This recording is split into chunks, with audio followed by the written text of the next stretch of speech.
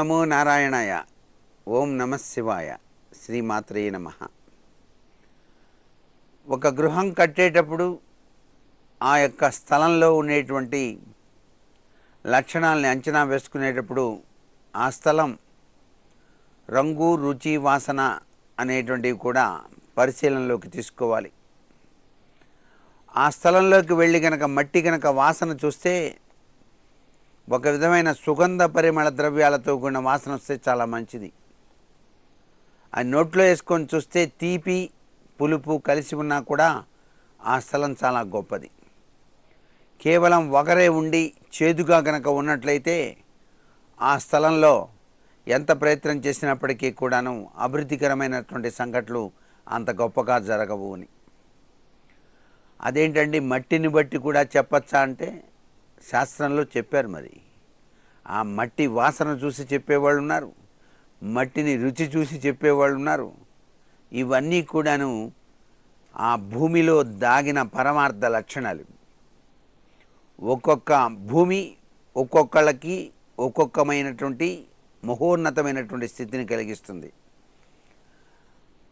ఆ స్థలం కొన్న తర్వాతనే సార్ ఆయనకి యోగం పట్టింది అంటుంటారే, అది ఎందుచేత యోగం పట్టిందంటే ఆ స్థలంలో పుణ్యపురుషులు యజ్ఞయాగాదులు చేసి ఉండవచ్చు. ఆ స్థలంలో పవిత్రవంతమైనటువంటి అనేక కార్యక్రమాలు జరిపి ఉండవచ్చు. ఆ పవిత్రవంతమైనటువంటి యజ్ఞయాగాది కార్యక్రమాలతో పాటుగా అక్కడ అనేక మందికి అన్నదానం కూడా గనక జరిగి ఉన్నట్లయితే పూర్వం ఆ స్థలానికి భోగం పడుతుంది.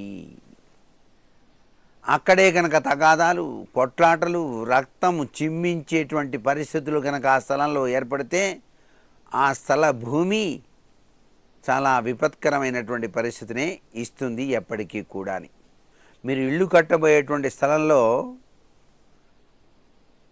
కాస్తంత లోతు తీసి 4 వైపులా కూడాను 4 ప్రమిదల్లో సరిసమానంగా నూనె పోసి సరిసమానంగా ఒత్తులు వెలిగించి అన్నీ ఒకేసారి వెలిగించి చూడండి. అలాగే గుంటలో వాటిలో ఒక దిశ వైపు ఉన్న మాత్రమే ఒత్తి బాగా వెలుగుతూ ఉంటుంది, మిగతా ఒత్తులన్నీ కాసేపటికి ఆరిపోతాయి. ఆ దిశని బట్టి ఆ స్థలంలో ఆ దిశకి అత్యంత విలువ ఉన్నది అని చెప్పేసి చెప్పవచ్చు. దాన్ని ఆధారంగా చేసుకొని భూమి లోపల నీరు ఉంది లేదు అని కూడాను గమనించేటువంటి వాస్తు సిద్ధాంతులు ఉన్నారు. ఒక భూమిలో నీరు జలధార ఉంటేనే కదా